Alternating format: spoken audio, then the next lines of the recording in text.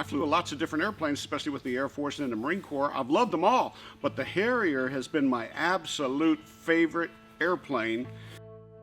I viewed it as an iconic piece of history. This is something I think needs to be preserved and needs to be shown, and the story needs to be told.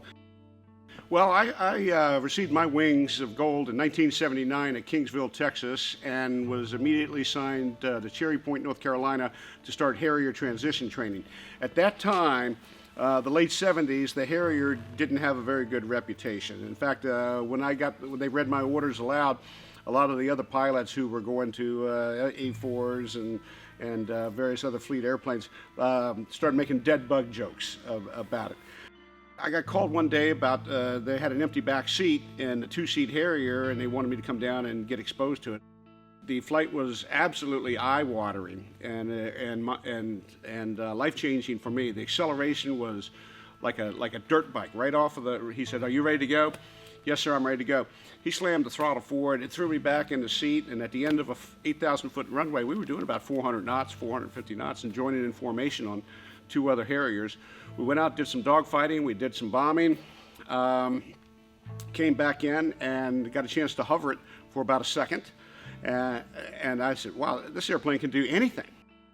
I woke up one morning and had a medical issue that grounded me from flying. So my entire life had been as a Marine pilot, and now within the blink of an eye, I'm grounded. I retired. I went into the airshow business. I bought a Russian Yak 3, which is a little bit smaller than a P-51 Mustang with about the same size engine.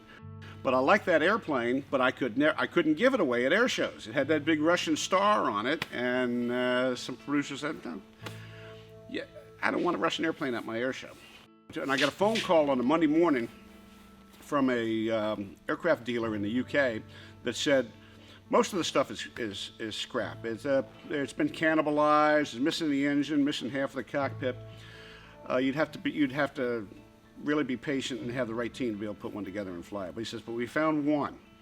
It's complete. It's intact. It's got everything with it. The guy's got support equipment with it. He has to sell it. If you're interested, get your money together, get over here, and take a look at it. So I called the bank and told them what I wanted to do. They said, yeah, we'll back you. Hopped on an airplane, went over, and was met at the airport, went to an abandoned air base where they were keeping the airplane in a hangar, and it looked pretty much exactly the way you see it right here. It was complete. It was missing a few pieces, and I went down the list of what I said, I need this, this, this, and this. He says, got it, can get it. So we signed a one-page contract in Sharpie, because we only had one piece of paper and we only had a Sharpie. He signed it, I signed it, I wired money to him right there in the middle of the field, and in 4 hours later I was on an airliner heading back to the United States. The Harrier at that time, the Marine Corps had a Marine Corps order that a Harrier could not perform at the same air show where the Blue Angels were performing. There's speculation on why those reasons were, but part of it might have been the popularity of the Harrier. It steals the show at an air show, and everybody remembers the first time they ever saw a Harrier. There's lots of great airplanes out there, but everybody remembers where they were the first time they saw a Harrier come to a stop at about 100 feet, back up, turn around, and they either take off or come back and land. Everybody remembers that.